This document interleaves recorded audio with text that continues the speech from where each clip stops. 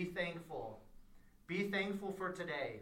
Be thankful for this moment, the moment you are in right now. Be thankful for the breath you have to breathe right now. Be thankful for your ability to see, hear, smell, touch, and feel. Be thankful for your ability to walk, run, jump, and explore. Be thankful for the clean water you have to drink today. Be thankful for the food you have to eat today. Be thankful for the roof over your head.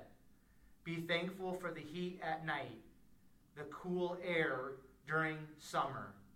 Be thankful for your spouse, the one who cherishes you, confides in you, and adores you. Be thankful for your wild, crazy, and sometimes frustrating children. Be thankful for your parents. Be thankful for your teachers, coaches, mentors, those who spent their time investing in you. Be thankful for the beautiful blue skies. Be thankful for the Rocky Mountains that stand before us. Be thankful for the sun that is shining so bright. Be thankful for the opportunities that you have today. The opportunities to meet new people. The opportunities to try new things. The opportunities to put yourself out there. The opportunities to learn new things. The opportunities to succeed and fail. The opportunities to grow, mature, and expand. The opportunities to serve, love, and live life fully. Be thankful for the opportunity to lead, to be an example. Be thankful for the opportunity to be someone to follow today. Be thankful, no matter what. Just simply be thankful. Your life will change through your gratitude. Your life will change others through your gratitude. Be thankful today, tomorrow, forever. You will never be disappointed through thankfulness. And with that being read, I want to welcome you back to the 127 Fit podcast. Today's guest is a wife, esthetician, confidence creator, podcaster, nutritional therapy practitioner, and athlete. Today's guest is Casey Poe. Casey, I want to welcome you to the 127 Fit podcast. Thank you so much for having me. I'm so excited to be on. Absolutely. So Casey, we're going to start things off with a little bit of a warm-up. And I just kind of want to ask you about your morning routine. I know for myself personally, the morning routine is super important. I feel that how we start our day is how we're going to end our day. So do you have a specific morning routine? And if so, if you don't mind sharing what that is, that would be great. Something that I've been doing, it's been a couple of years now. So I read this book called The Miracle Morning by Hal Elrod. And so it's this whole morning routine that should take you maybe like 20 minutes. So it starts off with meditation. Then you have a gratitude practice. So I use something called the 5-minute journal. You have affirmations, which you can either say or you can write out. Then you do a little bit of exercise with this, and then also you can, do some morning journaling. I usually don't do that. I don't make the time to do it, but definitely having the gratitude practice and the meditation every single day is something that has been really just like life transforming for me. Now, in regards to the meditation, do you follow like a specific app, or what does that meditation kind of look like for you? I do the Headspace app. Okay, Headspace. Yep, right, between cool. 10 and 15 minutes. Cool, awesome. I like Andy's voice. Okay, I've never checked into that specific app, but I know that listening to other podcasts, that seems to be a pretty popular one. So. Yeah, I mean, it's super straightforward. It's easy to use. It has fun little graphics. Okay, cool. Yeah, Andy's awesome. From London, or he has like that British accent. It's nice, very, very soothing. Voice. Yeah, awesome. And he has such a cool story. He was a British monk, and he has also been in the Russian circus. Wow. Yeah. Okay. So super cool story. And he created an app and probably as a billionaire. Yeah, gajillionaire at least. Cool. All right, so we got the morning routine covered. So is there a favorite book that you have, or a book that you gift often? The Miracle Morning. Okay, that's the one. Actually, right, yeah. I mean, of any book that I have ever read, that has been the one where I've actually used everything in it every single day and just noticed the biggest impact in my life. And so you are a podcast host, and the name of your podcast is Project Nourish Podcast, right? Yep. The Project Nourish Podcast. Sweet. So you kind of understand the podcast world, and I'm assuming because you are a podcast host, you have your own podcast, you enjoy and appreciate kind of the platform of podcasts. So is there maybe one or two podcasts that you listen to a lot, or kind of your go-to podcasts? Yeah, there's I listen to Gary Vaynerchuk, or Gary V. Yep. Just because, I mean, whenever I'm needing some motivation or just like a kick in the pants, I go and listen to Gary V, just because I love his saltiness and, his tough love. And also, I would say a podcast that has really, I guess, impacted my life or shaped it in the way that it is today. It's called the Balanced Bites podcast, and so it's all about like health and nutrition. And so one of the co-hosts on there, she went to the Nutritional Therapy Association, which is the nutrition certificate that I have. And then also that's how I found out about Beauty Counter, which is the skincare and makeup company that I work with. So cool. And then there's another one too, Amy Porterfield. So she has one called Online Marketing Made Easy, and that one is just a wealth of knowledge. So kind of more like businessy podcasts, and with the occasional health one thrown in. So I know we were talking earlier about Joe Rogan, and I listened to his podcasts on longer road trips. Cool. Yes. Has there been maybe like one guest on one of these podcasts, and maybe it's not from these three podcasts that you've listened to, maybe it's the Joe Rogan podcast, that like a guest that you've maybe gained a lot of insight from that you wouldn't mind sharing and talking about? The one that immediately comes to mind is the Joe Rogan podcast with Ben Greenfield. Right, okay. And that one, just everything that they were talking about, it was so interesting. They got into, and I know we'll talk about this a little bit more later, but just toxins in our skincare products. Right. And, like man boobs and that kind of thing, how it does apply to the men as well. For sure. Okay, so let's move into kind of your upbringing and your backstory, because I just want to kind of get a snapshot of kind of what life was like for Casey growing up and things like that, and then we're just going to continue to kind of move along that trail or that path to where you're at today, who you are today. So if you don't mind sharing with myself, Casey, and the listeners, where did you grow up? Kind of like, what was your home environment like? Were you involved in sports or extracurricular activities? And then we'll just kind of transition from that maybe into college and then life after college. I lucked out in the genetic jackpot with my parents. Mama and Papa Poe are the absolute best. So I had a wonderful upbringing, grew up in Colorado Springs here and spent most of my life here. I moved away for about 10 years, which really made me appreciate Colorado. But yeah, growing up, I mean, I'm an only child, so just me. I still think sharing is stupid, just for the record.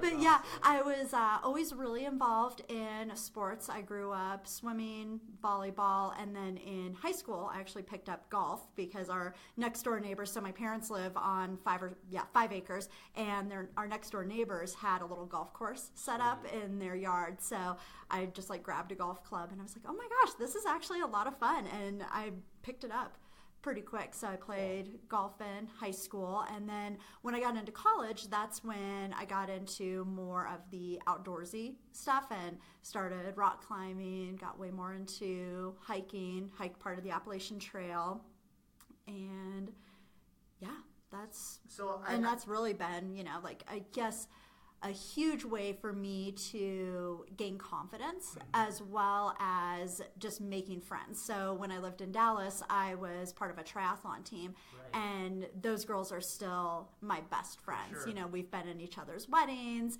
and just, through thick and thin. I mean, you spend 4 or 5 hours with someone on a bike with 20-mile-an-hour headwinds. You get to see their ugly side and just really get to know someone being in those experiences. Now, I had a previous guest on, a female guest that was also an only child, and so was there anything like growing up as an only child, did you ever like wish you had like a brother or sister, or was there anything, I don't want to say like negative from being an only child, but was there anything that maybe you struggled with because you didn't have that other sibling or other siblings in your life to kind of like copy or follow or look up to? Is there anything like that you could speak of, or not necessarily?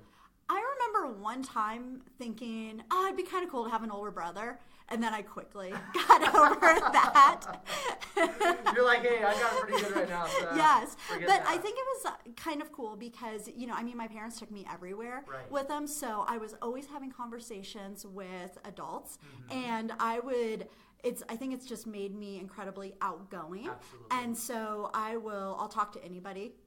Anywhere, and I would just growing up, we had a lot more autonomy when we were growing up, and so I would just go like visit with neighbors, and that was kind of my routine. So did you, because you were involved in more adults' lives maybe than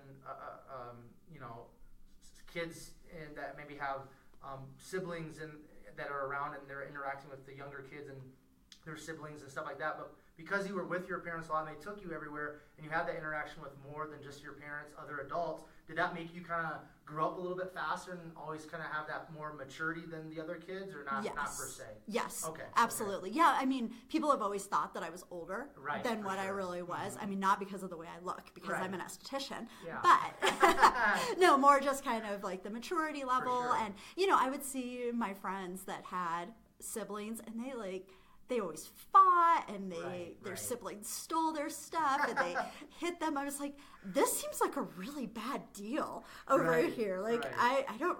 Yeah, I've always you're just like, I got it good. I don't deal with that drama, right? I remember when I was a freshman in college, that was the first time I ever had to share a bathroom, and other people were using my stuff, and I remember just being so floored that one of my roommates ate my leftovers, and I was like, who does that? Oh, welcome to the real world. Yeah, it was such a rude awakening for me. That's funny.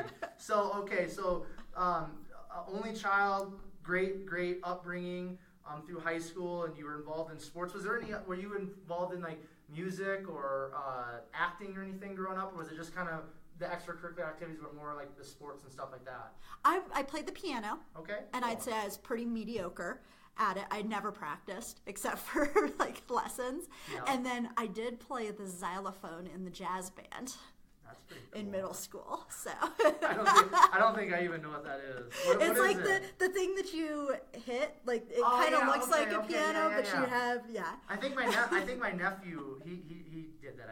But I don't know. I'm not a music or instrument guy. I was just like a complete jock. So that was the extent of my musical abilities. So you mentioned college, so let's transition then into kind of life.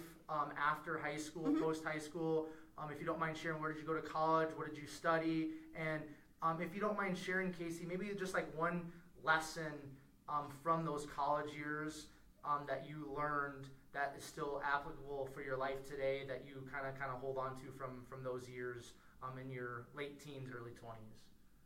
I went to college at University of Northern Colorado up in Greeley just for my freshman year. And then I transferred back to UCCS, and that's where I ended up graduating from. And I have a degree in geography. Cool. Actually. So I've always been really obsessed with maps. And I had, like my great-grandpa would get National Geographic, and it would have the maps in the middle. And so I would just like look at those, and I was just like so enamored with them. I actually have a compass rose tattooed on my leg. Awesome. And so, I've always been just really obsessed. I've never actually used my geography degree. It worked out well when I was a flight attendant because I actually knew where the countries were. Right. When we were learning all of the airport codes, I actually knew, okay, that's like the capital and that kind of thing. So that helped significantly, but never actually used it. Now, do you just have your bachelor's degree, or did you go on and get like a master's degree or anything like that? Or? I did 1 semester of a master's degree at University of New Hampshire. Okay. And then I realized, because I thought I wanted to be a professor, but then I realized I was like, wow, they're always having to write grants to like pay their own salary, and just realized that was definitely not something that I had this like fantasy world that they got to like drink coffee and listen to NPR all day, right. which was so not the case. That's awesome.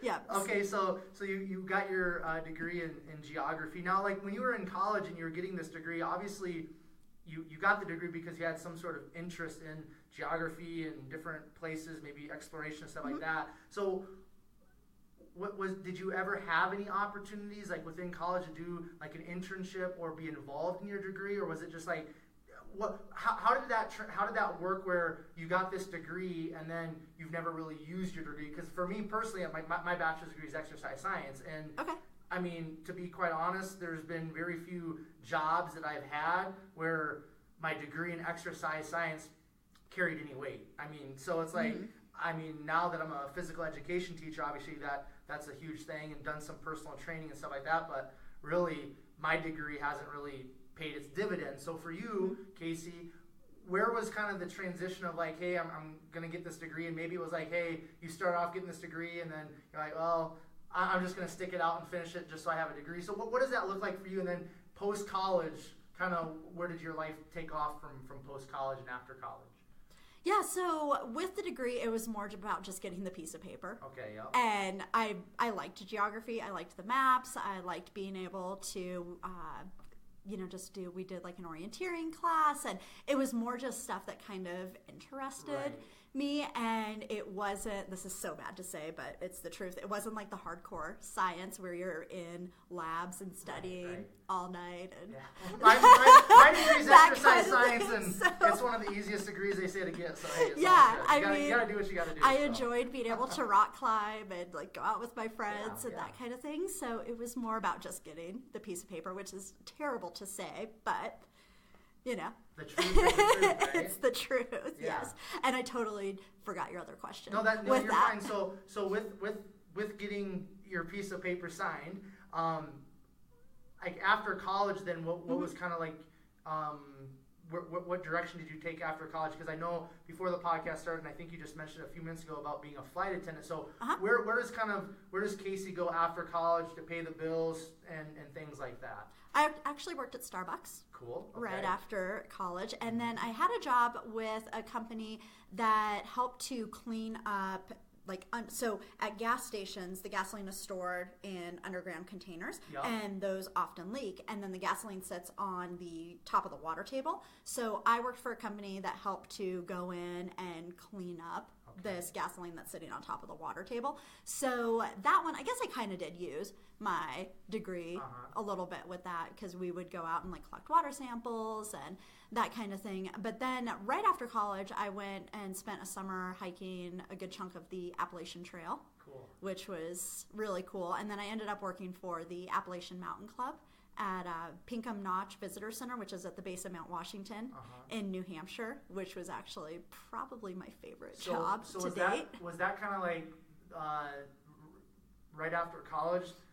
How long did you say you did kind of the exploring the Appalachian Trail? It was for a summer, so kind of like June-ish. Was that immediately right after college? Yep. Right after you graduated? Okay. So was that kind of, because I hear that where, people in their early 20s, maybe post-college or even after they graduate high school, they have kind of this period where they just kind of go off. A lot of times I think people go overseas, maybe they do some sort of missions work or some sort of service.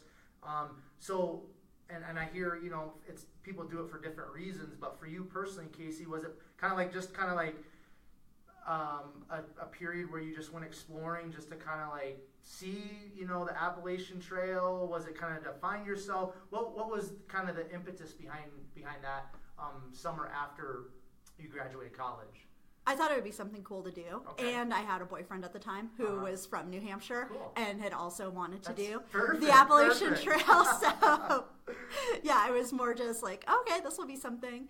It was a great challenge and something. Cool. Awesome. Yeah. And it seems like, I mean, Are you a pretty like free-spirited individual? I would say so. Like yeah. a wanderlust or? I'm not afraid to take a chance. There you go. Cool. On things. So yeah, if someone's like, hey, let's spend the summer doing the Appalachian Trail, I will figure out a way to make it happen. Cool. Yeah. So then where did the flight attendant career come in, and then how long did you do that, and kind of what was maybe a takeaway or two from that experience in your life?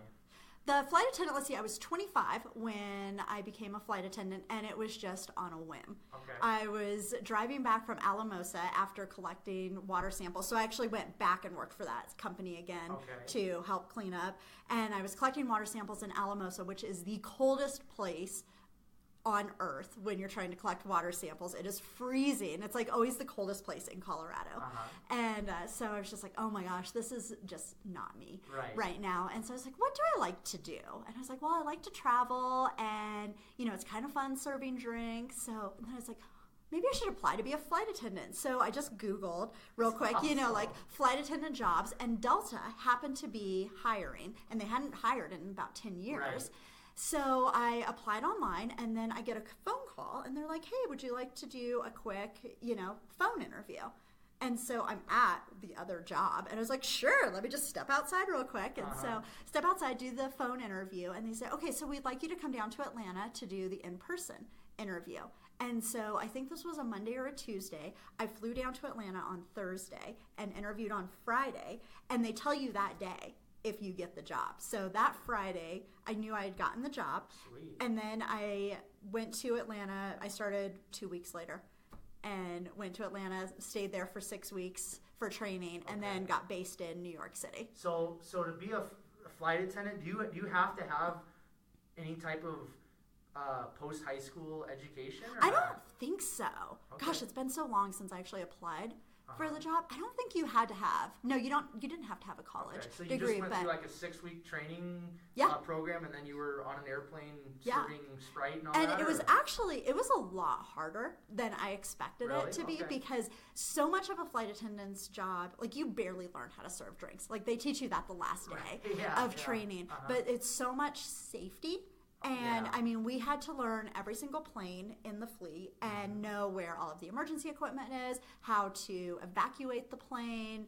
We did learn some basic like first aid and CPR, but I don't think we were actually like certified in it. And I mean, there was a lot more to it. Like we were legit studying, and there were some people that failed, like flunked out of it. And apparently it's actually a really hard job to get, where I forget the exact percentage of people who apply and actually get hired, because I mean the day that I was there were 4 of us that got hired, and there were probably like 100 people there. Wow. So it was a lot harder than I thought it would be, because most people are just like, oh yeah, like all you're doing is serving Coke and peanuts, but there's a lot more behind it.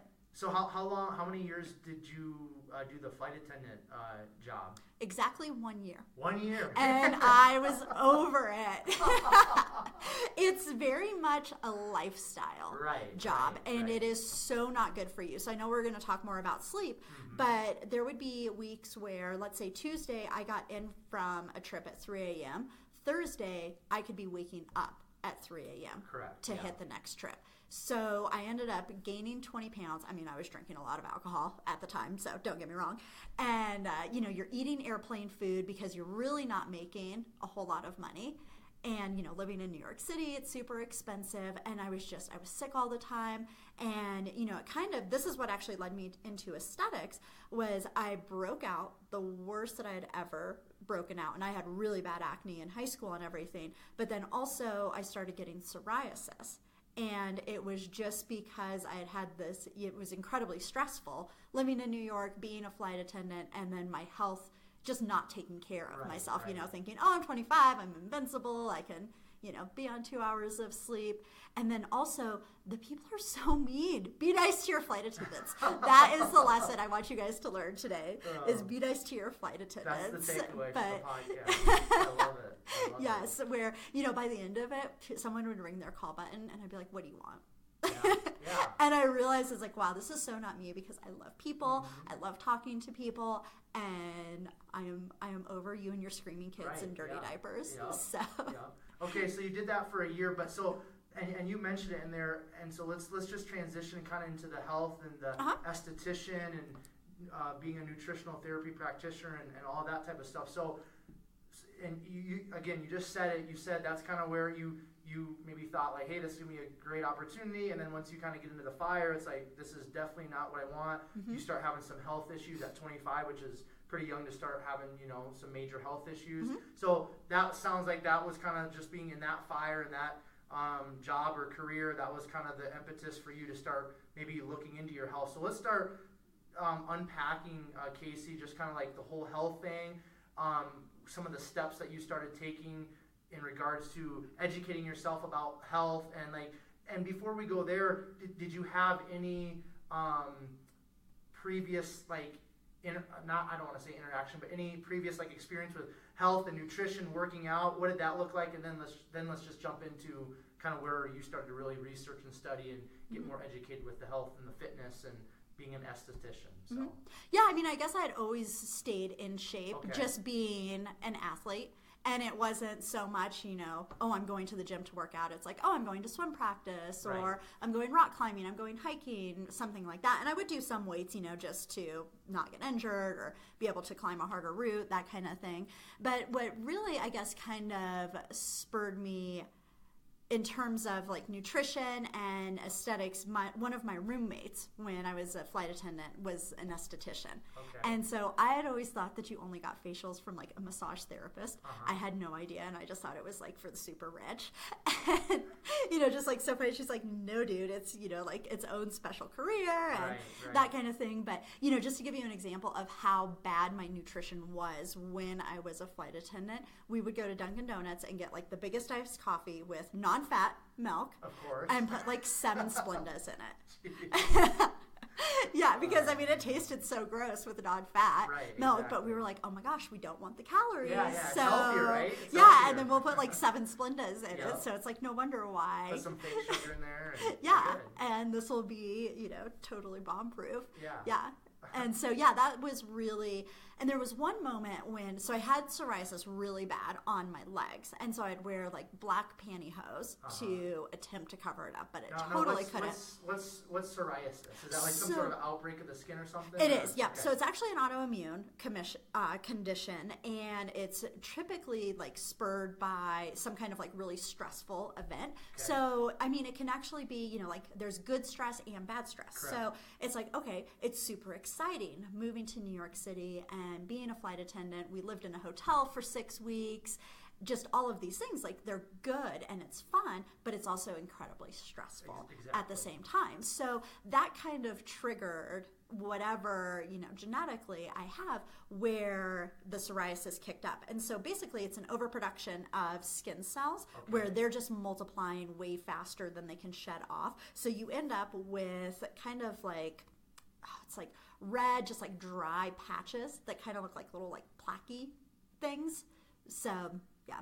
So I had that all over my legs, and then it was also on my back, and I was, doing a service, and a guy who was so well-intentioning hands me some kind of flyer for supplements, and he was like, yeah, I see you have psoriasis on your legs, and I think this could really help. And of course I didn't think what you put into your body actually mattered. I had an appointment with the dermatologist, so I immediately I took it, and I was polite and said thank you. I go to the bathroom, the lavatory, and I'm just bawling my eyes out because it was I was so self-conscious of it anyways.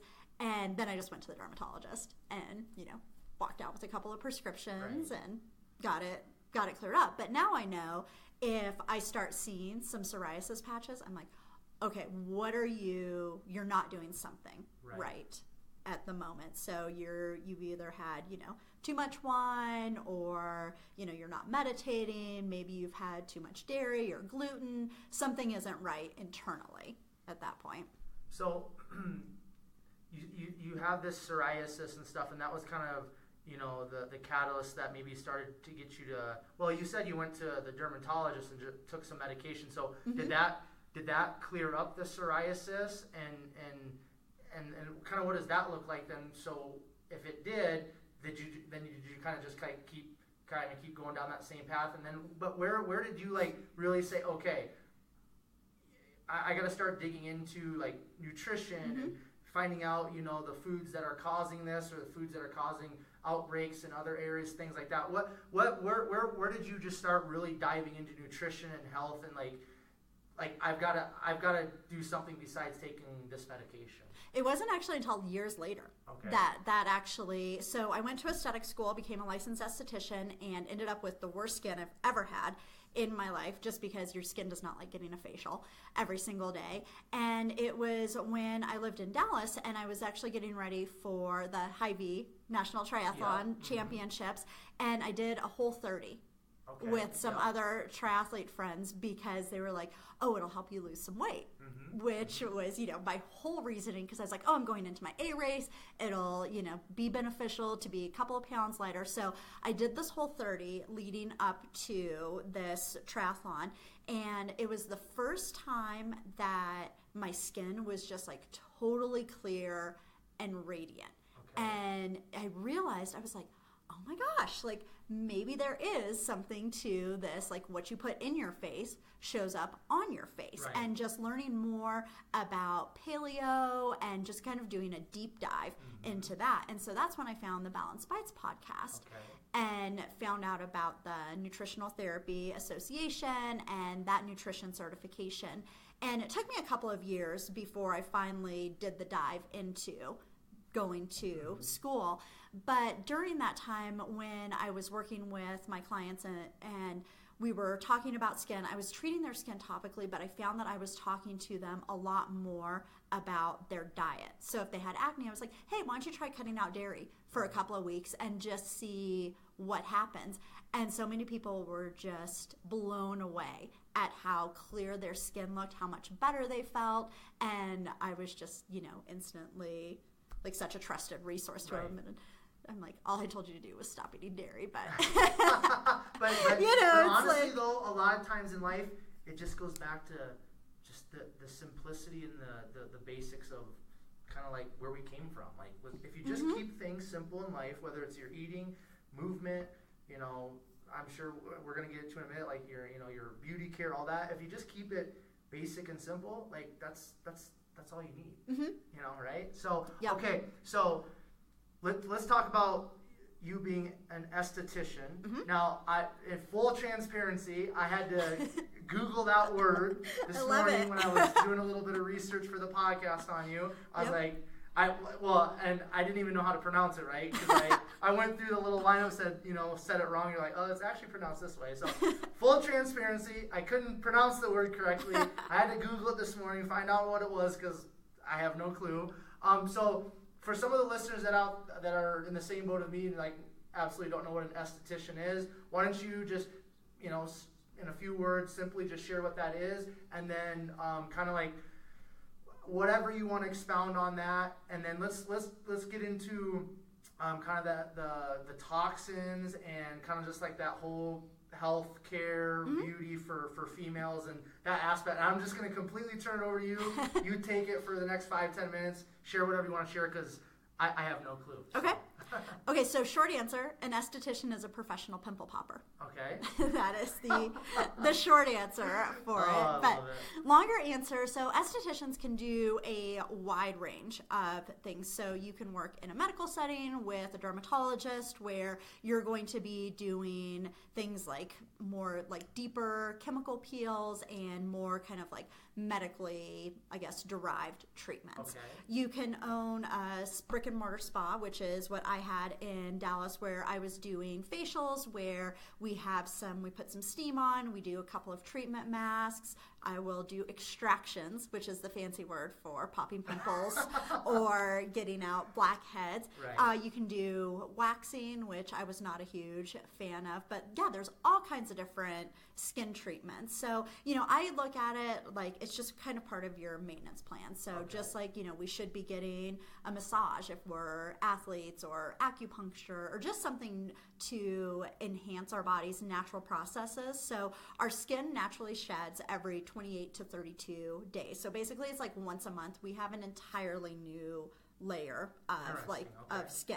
And so when you go see your esthetician, basically we're just enhancing that natural process. And I mean, I tell people, I'm like, you get one face, and that's like the first thing that people see. So you need to put effort into it with the products that you're using at home, going in for, your once a month facial.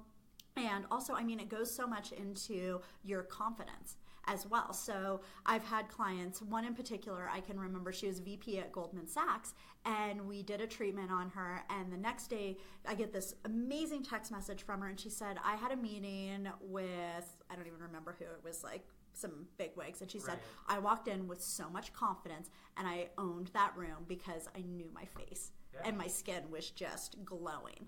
And so that is, something just so important to me, is actually being able to help people in their confidence, because I struggled with my skin for so long, being in high school with acne and just never really being able to totally get it cleared up. And I mean, I went to so many different dermatologists and finally went on Accutane, which is a super tough medicine or prescription to be on, but yeah, it's just more about creating that confidence in people. And then, talking about the toxins side of it. So I've been a licensed esthetician for 9 years now, and I've been with a company called Beauty Counter for just over 2 years.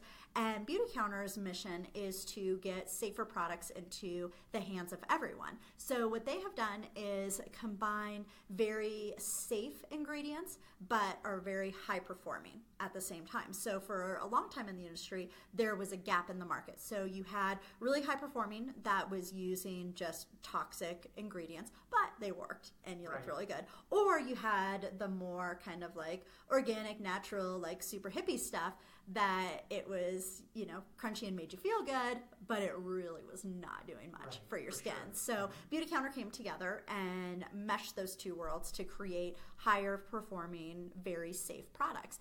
And it was, just through listening to the Balanced Spice podcast that it was brought to my attention some of the ingredients that I had been using on my clients and on myself for years.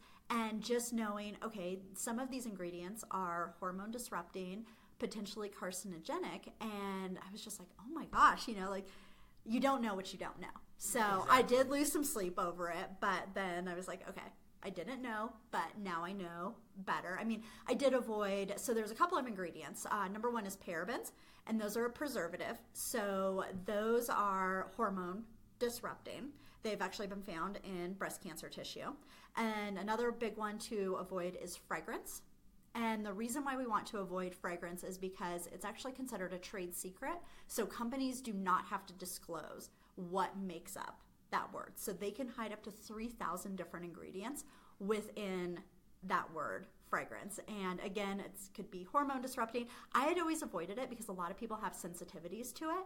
So if you do a facial on somebody and they end up with a rash, that is bad for business. That's another lesson, Yeah.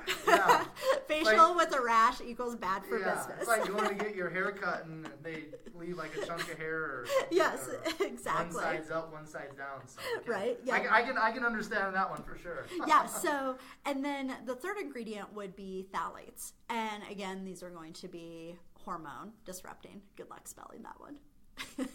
I'll try.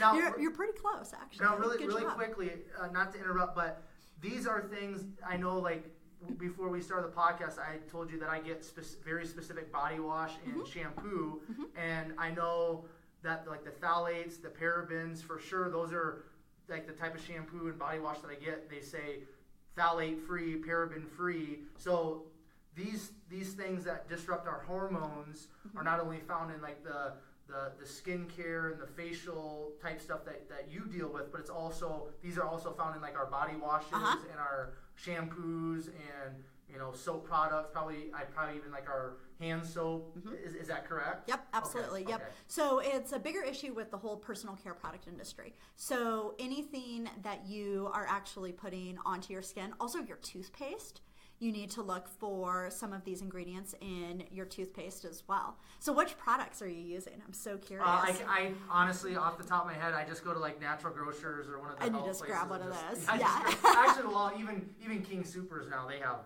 basically everything the Natural Grocers or the Whole Foods has. So I just go there and I just grab whatever. You just grab whatever, yeah. Whatever I got the last time, that I make sure I read that it doesn't have all this stuff and like it's humane and all that type of stuff. So okay, awesome. I can't remember the names, but I'm just a typical dude. I just go grab what I need to grab. Yeah, right. But so no, I can't remember the brand names or whatever. But I just know that like I was through listening to podcasts and stuff. There was kind of like an eye-opening experience for me personally, where it's like, hey, if you're buying the $3 Walmart, body wash, like it's loaded with all these toxins that lowers testosterone and all that, and I was just like, well, I always buy the cheapest stuff because it's like, I want to save money, so now I'll spend, the $15 or whatever, get the body wash shampoo that, is free from some of the hormone disrupting particles or chemicals that you're talking about, because it's a serious subject. So just keep going on that. Yeah, so it's so interesting because everybody has kind of their pain point, which will make them shift over. And so for dudes, it's like man boobs and shrunken testicles. For sure. They're like, you don't want that stuff. That's for sure. These are two things that we don't want. And so it's, just talking about, people are like, oh, it doesn't matter to dudes, or, like when I'm talking to some of my guy friends, they're like, oh, whatever, like you sell makeup and, fancy stuff. And I'm like, no, dude, you have skin. Absolutely. Everybody this is an issue for everybody with an epidermis. So every single person needs to be aware of these potentially harmful ingredients and the toxins that can be found in them. So actually, it was pretty cool. Yesterday, I met with a staff member of Congressman Perlmutter's office up in Denver. It was myself and a couple of other beauty counter consultants. And so we met with these staff members just to encourage them to support, or encourage Congressman Perlmutter to support more restrictive personal care product laws. Because as it stands right now, the United States bans 30 ingredients, and the European Union bans 1,400. Wow. Yeah. So just to show a little bit of the disparity. And then, okay, I have a trivia for you. Here we go. Okay. What was the last year a major federal law was passed regulating the personal care products industry?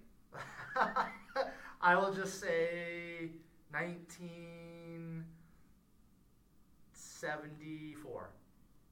1938. Oh man. Yeah, is that not crazy? Yeah, so over 80 years ago.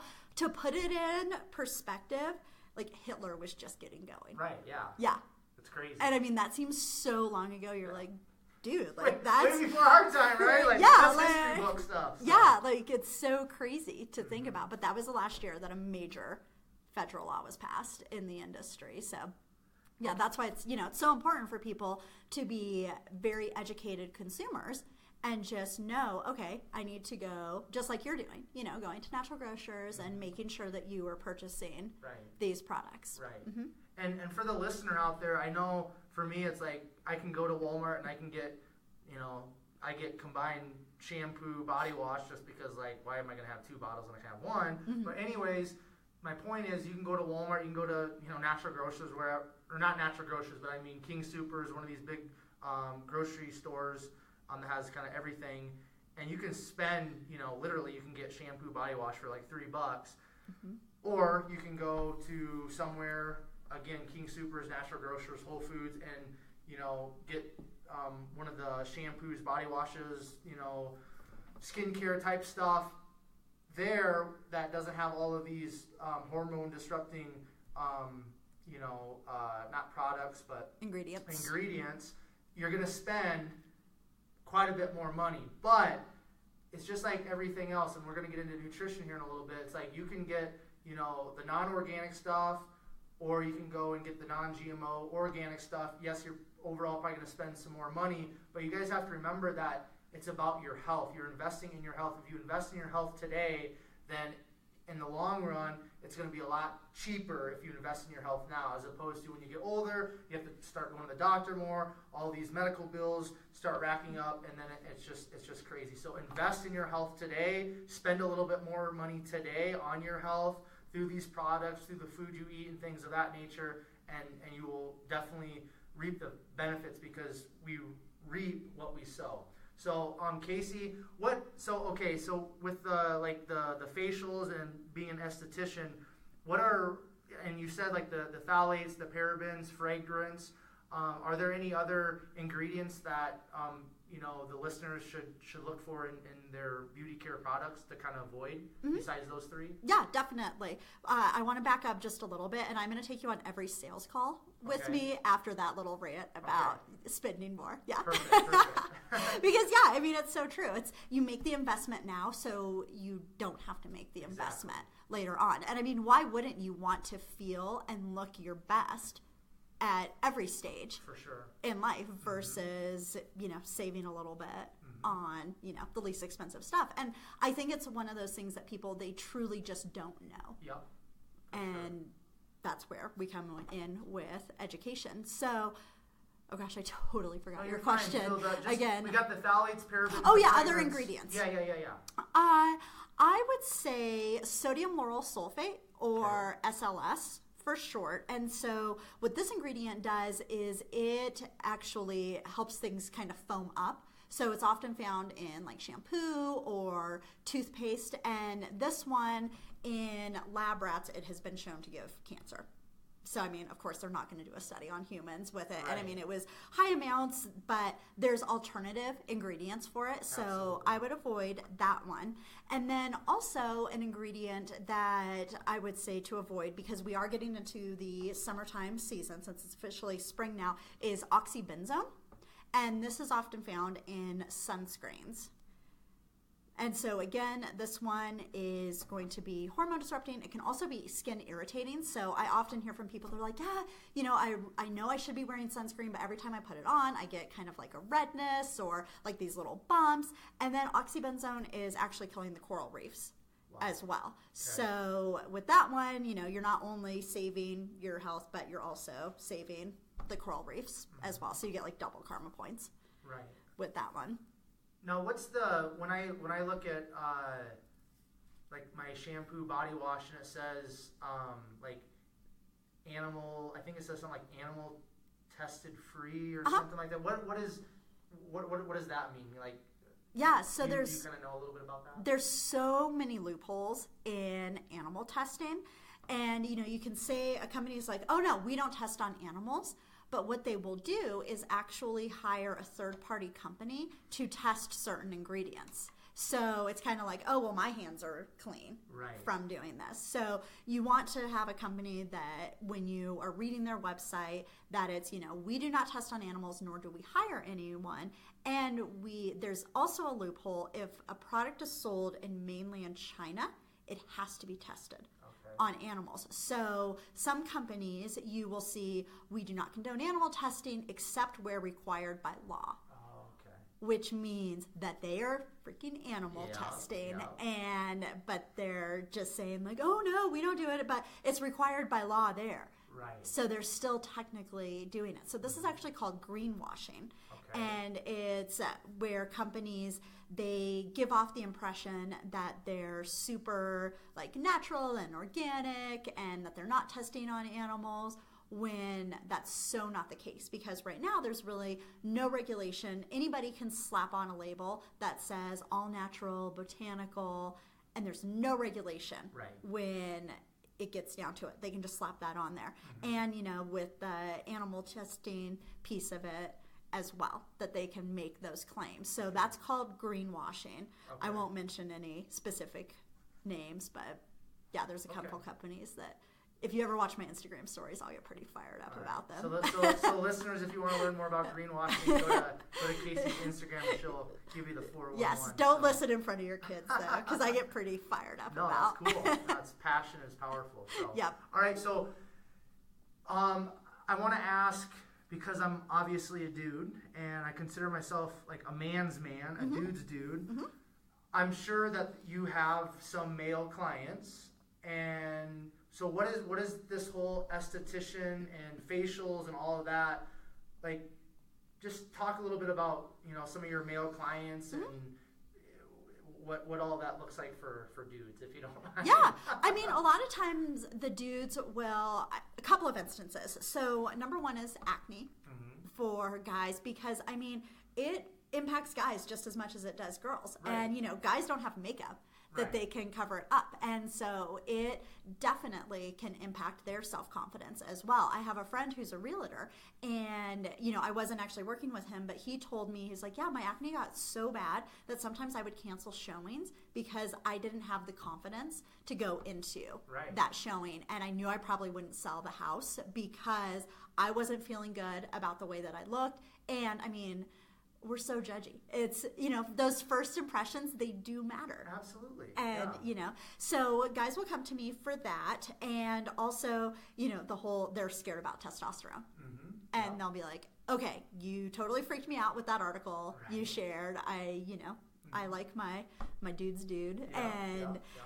So they'll come to me for that. Like, okay, what do I need to switch out? And it's funny because, I mean, guys, you do like having good looking skin, and, you know, like, let's say your face is just super dry and it's uncomfortable. When you get a moisturizer on there, you're like, dang, this feels good. I've got dry skin. Is that what I need if I need a moisturizer? Yeah, I mean, it's like, as much as guys don't like to admit it, they appreciate their skin for sure, feeling and looking nice. Well, and it just goes back to, like, you know, one of your things that you have on your Instagram to describe yourself as a confidence creator. And it's like, I mean, that's a big reason why I lift weights and I work out, and, you know, physical training and that physical culture is so important to me, is because, like, I want to feel good. I want to look good. I mean, you know, I've never done the facials or anything, but I've competed in bodybuilding. That means I have to go and I have to get waxed. I have to, you know, shave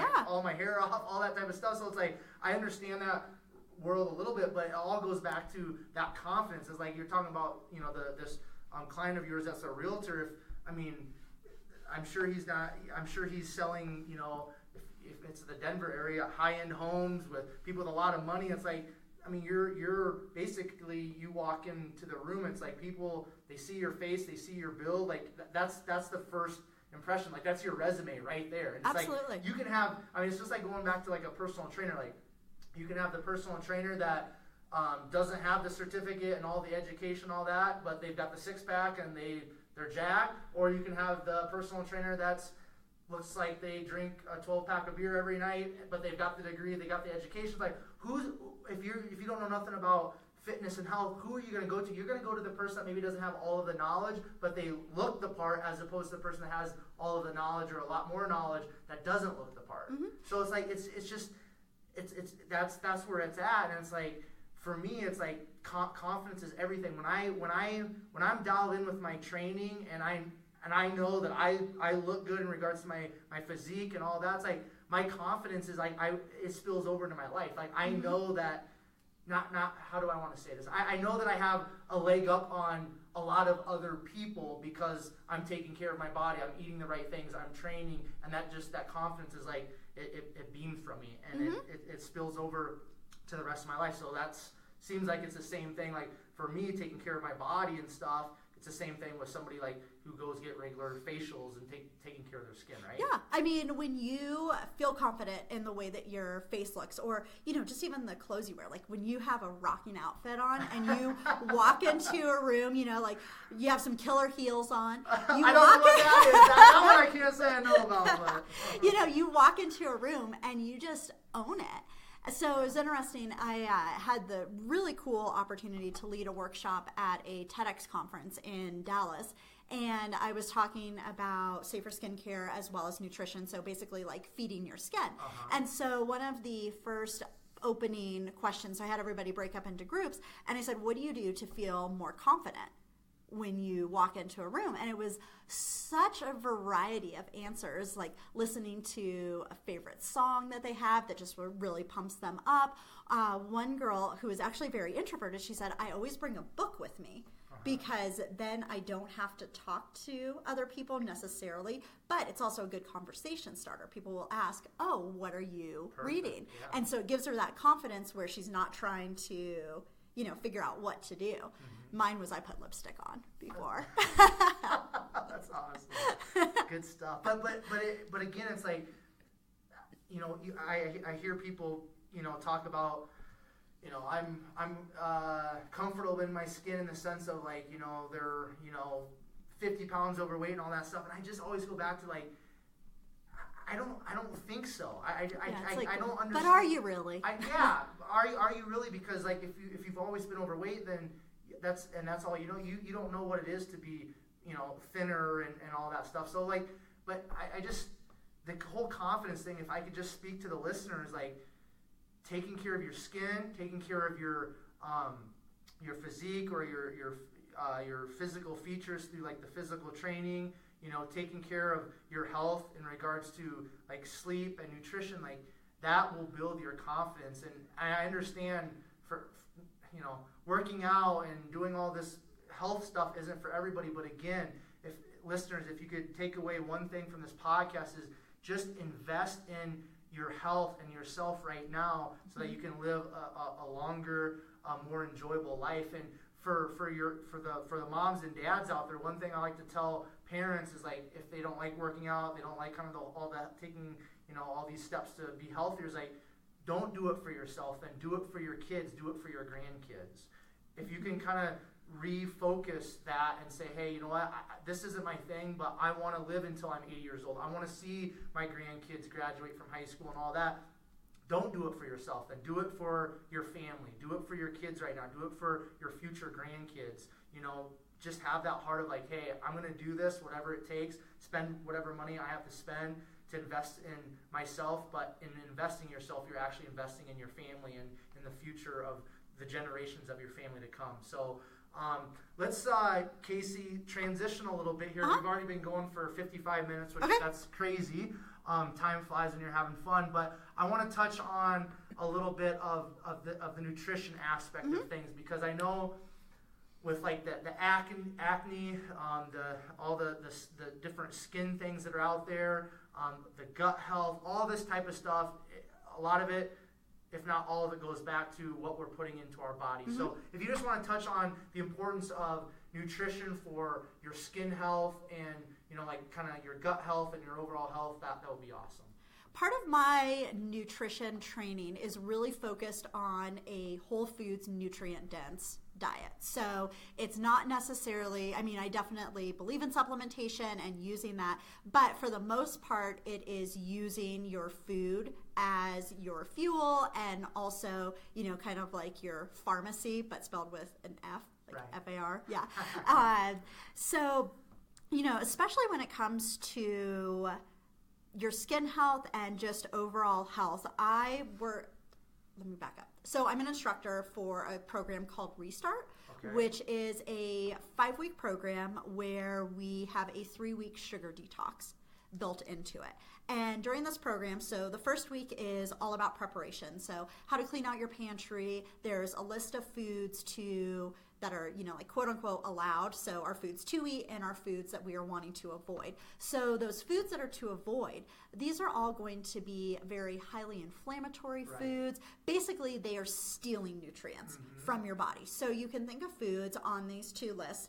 Foods that are either healing you and nurturing you, or you have foods that are going to be stealing from you and not doing your body any favors. So we remove those highly inflammatory foods for 3 weeks. So this includes all processed sugar. We also cut out the majority of fruits as well, not because fruit is inherently bad for us, but what we're really trying to do is retrain our taste buds so that a green apple tastes sweet by the end of the 3 weeks. And then we also talk about digestion and just the importance of, you know, a couple of really easy things, chewing your food. So another trivia question, how many bites should you take or how many times should you chew your food when you take a bite? I've heard this on podcasts a lot.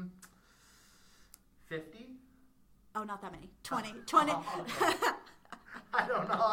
It's like, I've heard that. Like, that's a huge thing. But it's like 20 to 30, because you think about it, your stomach doesn't have teeth, so you need to chew your food as much as possible, and you know, because you have the salivary amylase actually starting to break down the food, but then just like that mechanical breakdown of the food. So when it gets into your stomach isn't having to work as hard with that. So now you're going to start counting people's bites.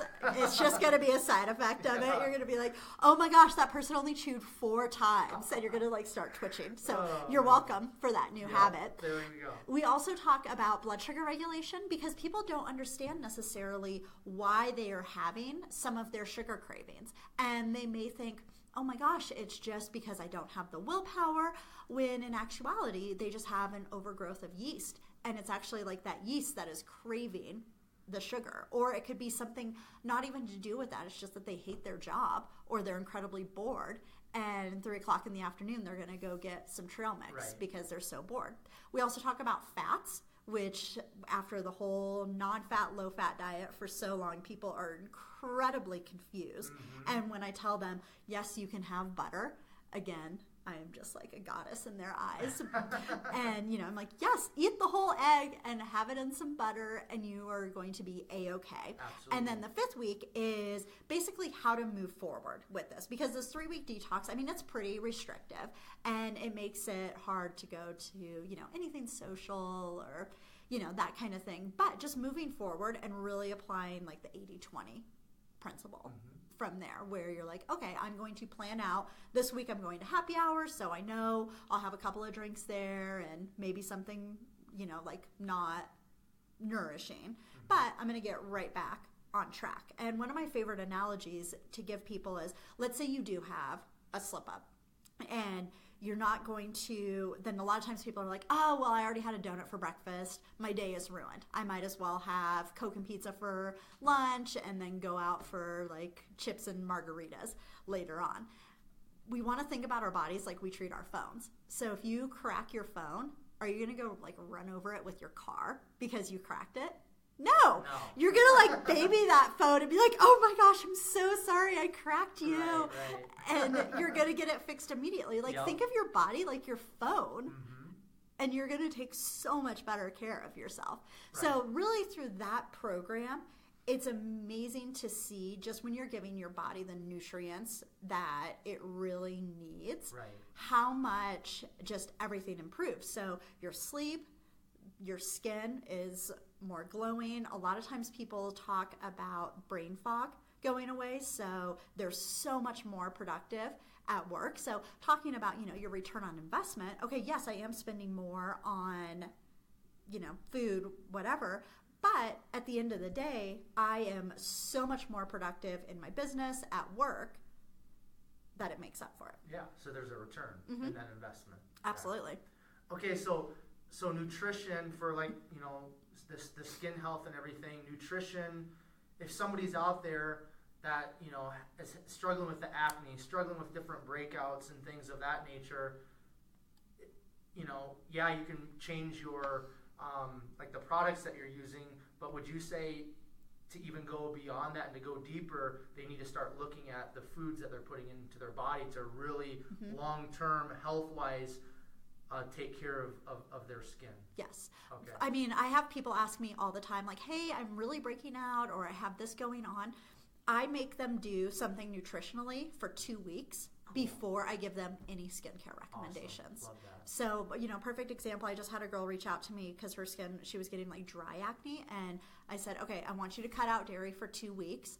I'm not going to make any product recommendations because it's not going to be right for you. And she said, I followed up with her yesterday and she was like, oh my gosh, my skin looks so much better. Then we went through and I made some product recommendations. So I pretty much always start off with a diet recommendation. Cool. And some people are like, you know what? No, I'm not going to give it up. So I'm like, okay, then here's what we're going to do. We will put you on this regimen. And, you know, you have to meet people where they are. For sure. And I've had some people say, no, I'm not going to give up my glass of wine every single night, and period. Yeah. So I say, okay. It just, those type of people, I just want to take my head and pound it against the wall because you don't have to change your whole diet, your whole lifestyle. If you just a few things can just radically transform your health if you just we could do a whole podcast on that. That's a 3-hour podcast on right. But okay, so we've got to start kind of moving towards the end, but yes. There's a couple more things I want to touch on here in regards to the like the inflammatory foods. I know that you've mentioned dairy several times. Yep. Maybe we don't have to go through the whole list, but are there maybe a couple inflammatory foods that somebody today that's going to listen to this podcast or in the future can say, hey, I'm going to take these 2 foods. I've been eating them. I've been having different health issues and breakouts and all this stuff that they can take those 2 foods out today and begin to see maybe some healthful results. So if you just want to maybe give 2 or 3 of the main foods in that category, that'd be awesome. Processed sugar. Okay, yep. 100%. And I mean, you guys, you have to read your labels because sugar is in everything. And I mean, it can be in your condiments, just everything. So really cutting out that processed sugar. Don't put the Splenda or stevia in your coffee, right. These types of things. I know stevia is like one of the more natural ones, but what we're wanting to do is just really retrain those taste buds. So processed sugar, and then I'd say gluten as well. Okay. Yep. There's so much debate about gluten, whether it's inflammatory or whether it's the glyphosate that is in it that's causing gut issues. But, just give it a try. Yeah. And see and when I say cut out gluten, that doesn't mean just go down the gluten-free aisle. Right. This means just cutting out, switching to maybe like a sweet potato instead of a piece of toast or, just those types of, just cutting it out and not just switching to gluten-free. So processed sugar, gluten, and then dairy. That you've mentioned. Yeah, a lot too. definitely. And those would be the 3. And I mean, dairy's tough with like people like their coffee creamer, but there's great alternatives. Oh yeah, there is. It's not 5 years ago, it may have been more of an issue, but right now, I mean, there's so many great companies out there that are using alternatives. People, that's the thing. People are always going to come up with excuses, but in regards to, changing their diet or some of their eating habits, there's just no excuses because there's so many, especially if you're a listener that lives in Colorado. I mean, there's so many great companies locally. And we have all these natural stores, and there are no excuses anymore.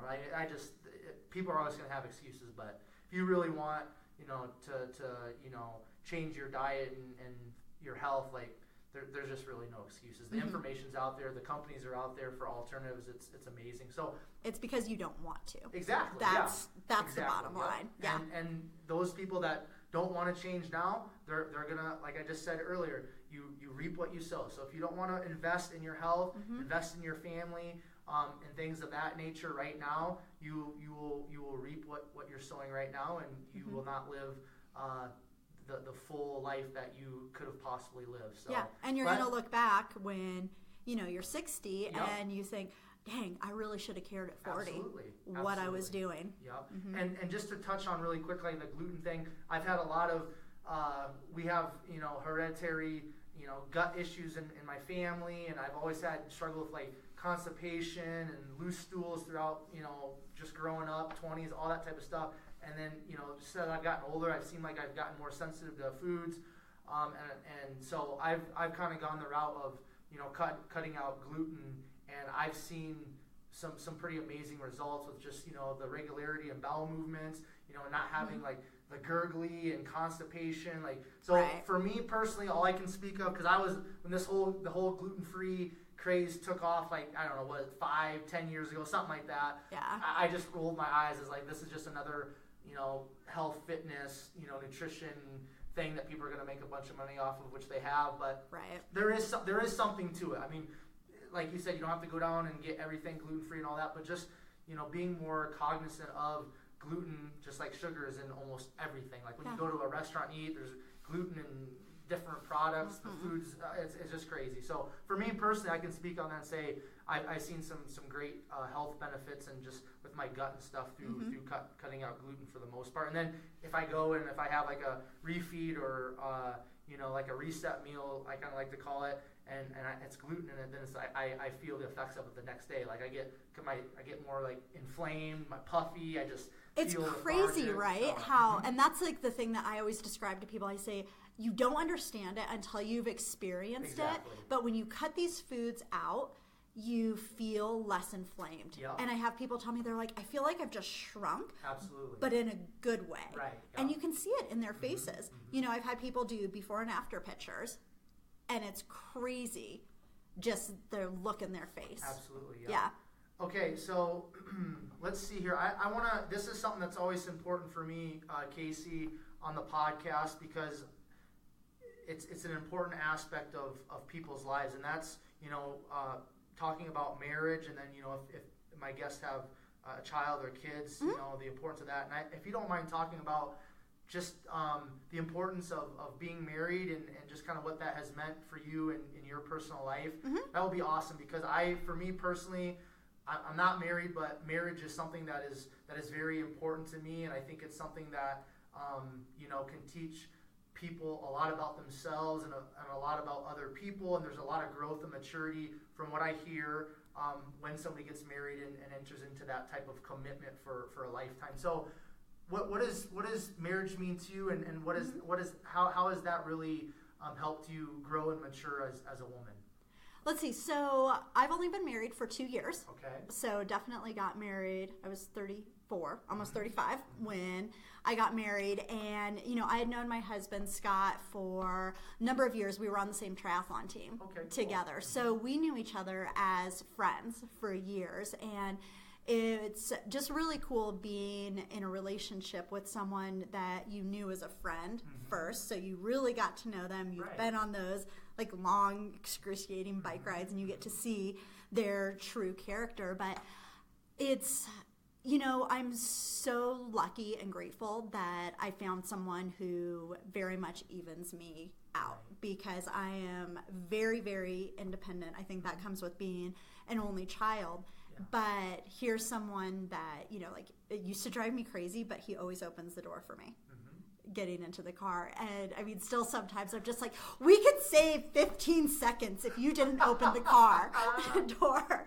But it's, taking that step back and saying, okay, this means something to him. Absolutely. He is absolutely a Southern gentleman, and he wants to open that car door for me, and I need to let him do it, even though I'm perfectly capable of opening it. And he knows that, because I've told him several times when I've been annoyed, we're in a hurry. Right. But it's been incredibly eye-opening for me to actually, depend on someone and just, have my best friend there. And he's been so supportive of me being an entrepreneur and just always figuring out ways that he can help me, and I feel like it's the same way that on both ends of it. And I think I had a podcast interview yesterday, and we were talking about this a little bit, but just for me, being a very independent individual my whole life and always doing it my way, and if everybody's going in one direction, I'm gonna go the opposite direction, because that's just kind of my DNA or whatever.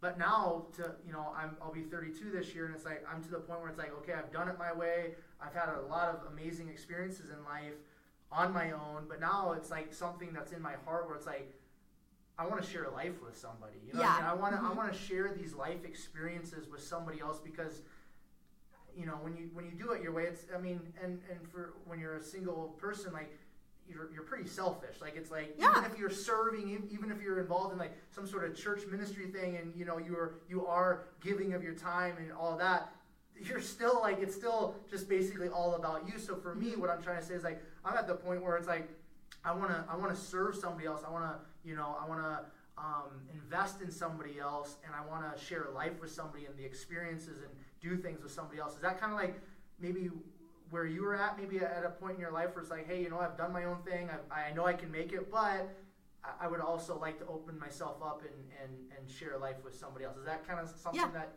you experienced? And it was, I don't want to say traumatic experience. So I lost an aunt to brain cancer. Okay. I had never really wanted to get married, or I guess believed in the institution of marriage. Probably until I was 32, 33, when my aunt passed away of cancer, and just seeing my uncle with her, and the love that they had, and just truly being there in sickness and in health, and all of the vows, that was a mindset shift for me. And I think too, I just hadn't met the right person, where there was someone that I was willing to not just be, no, I'm still I'm with you, but I'm still very much independent and Right. it's about me. When you find that right person, like as cliche and dumb as it sounds, like you do know, and you want to share those. So it was such a funny story. There was once in Texas, like it doesn't snow there all that often. And so it had snowed and I just went out and kind of did like a pre-scrape of my car, like while I was still in my pajamas. And Scott and I, we had just kind of started dating and we lived pretty close together. So he actually drove over and he was going to scrape my car for me, but it was already done. And so he sends me a text message of my car and he was like, yeah, thanks for stealing my thunder. And I wasn't creeped out by it. Right. That was how I knew I really liked him, was because, like, normally I would have been like, oh my God, this dude is like stage 5 clinger, like, time to get rid of him. Well, if you get frustrated with, I was like, oh no, because if you get frustrated sometimes when you try to open up the door, if he drove all the way over to scrape your car, you probably would, if he would have actually been able to do that, you would have been like, what the heck? What is going on with this guy? Yeah, but I was not That's creeped cool. out, so that's how I knew. That's cool. I appreciate you sharing that, Casey, because it's always important for me if somebody's married or in a relationship like that or has kids to give them the opportunity to talk about that, because that's part of who you are. Yeah, part of absolutely. Your life. So yeah. I appreciate that. So we're gonna wrap things up here. I just want to touch on quickly exercise and movement, because we that's kind of, I think, gonna bring us a full circle with who you are, with the skincare. We talked about the nutrition, and if I go to your Instagram, or somebody goes to your Instagram, we've got the snowboarding. I see that you've done some ultra running. Looks like you're right now involved in some rock climbing. So just quickly, what is the importance for you individually, Casey, in regards to being active, moving, and having that exercise be a big part of your life? It's twofold. Definitely just feeling better about, like your body just genuinely feeling better. Also, the whole confidence piece of it, when your fat pants are fitting, you don't feel great about yourself. And then also the community aspect of it for me. Whenever I was involved in triathlon and endurance sports, it was very much just about the community of people. So every Saturday morning, we would go on longer bike rides. And then Sunday was usually long run days. And it was just such a great way to hang out with my friends. And then, same with rock climbing, because obviously you need to have a partner unless you're Alex Honnold. But you get so close to these people because you're literally like holding the other person's life in your hands. And it just creates that trust.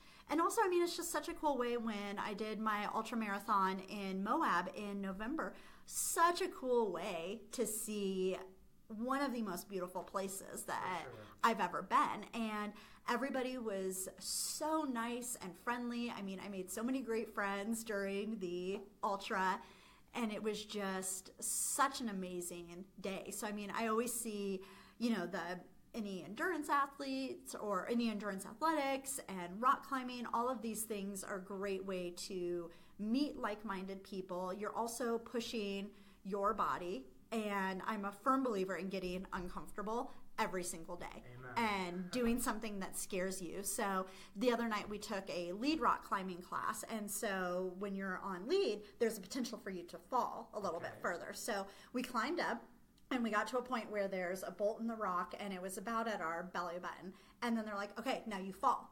So when you fall, you're standing up here and then you fall all the way, like that length of the rope. So, you end up falling like 6-7 feet, which feels like a lot. But then, you're trusting your partner down below that they're going to hold you, and just knowing that, okay, this is going to catch me. But at the same time, you're kind of standing there and you're like, oh my gosh, like this guy's yelling at me to fall, but I really don't want to. And just stepping out of that comfort zone. But then when it comes to something in your business or people that you ask to be on your podcast, it kind of becomes a new normal for you, where you're like, okay, that used to scare me, but I've done that so many times, I can go a step further. Cool. So Colorado, is there maybe one or two places that you would suggest if somebody's going to come out here and visit, or somebody is already living here, but maybe they just kind of in their own little world or whatever, wherever they're living at. Is there maybe one or two places that you've had the opportunity to visit or kind of explore within Colorado that you would suggest that people check out? If they are a skier or snowboarder, going to Aspen, I mean, it sounds like so posh, but it is totally worth it, you guys. Like, the snowboarding was amazing there. Cool. We went there a couple of weekends ago, and it was just incredible. I mean, it helped that we got like 23 inches of powder, so that helps significantly. And then Mount Princeton Hot Springs. Okay. So Mount Princeton Hot Springs is over by Buena Vista and Salida in the Collegiate Mountains. Okay. And it was a place that we always went growing up for spring break. So it's a lot fancier now than it used to be, but it's just really cool because you can actually sit in the creek and there's hot springs, and then you can go jump into the cold water, get uncomfortable, and then come back. Cool. Very cool. Appreciate you sharing that. All right, last question. What sets your soul on fire? Ooh, that's a good one. Definitely right now, the whole safer skincare. And I can get real fired up and passionate about that. Just the education piece of it, and so many companies that are greenwashing and just educating people to make better, more informed decisions. Great. Thank you. All right, Casey. So we're going to just finish things up here. If you would like to share where people can reach out to you, find out more about you, Instagram, if there's any other platforms that you want to share. If you want to mention your podcast again, please go ahead. Just share whatever you would like to share in regards to that type of stuff. I'm definitely most active on Instagram, and my handle is Real Talk Casey. I definitely keep it real over there. And I have a website, caseypoe.com, and my podcast is Project Nourish Podcast. All right, cool. And then if the listeners want to check out your podcast, what's kind of the overall gist of your podcast? We talk about health, wellness, non-toxic living. It's definitely, we have had some male guests on there, but most of our listeners are females. Okay, cool. And you have a co-host as well, right? Yep. Okay. So Megan is a certified functional medicine practitioner, so she can do all kinds of cool lab tests. And then we met through nutritional therapy school. Awesome. Very cool. So listeners, that wraps up another episode of the 127 Fit podcast. And I just want to thank you once again for tuning in and spending time with myself and Casey. If you guys want to reach out to me, you can find me on Instagram at 127fitness. Facebook, it's at Quentin Vars. My website, which is just some of my writings, it's and blogs, is 127fitness.com. And if you guys could do me a huge favor and just like, subscribe, share, and then most importantly, especially within the iTunes podcast app, leave a 5-star review. Again, in the podcast world, those reviews, those stars, just help the podcast get into kind of more people's ears. It makes it easier for people to find the podcast and things of that nature. That would be greatly appreciated. If you think you would be an awesome guest, or if you know maybe of somebody or some buddies that would be awesome guests for the podcast, please send an email to 127fit@gmail.com. And per usual, I will leave you with Proverbs 24:10, which states, "If you faint in the day of adversity, your strength is small." This time, until next time, I'll catch you guys later.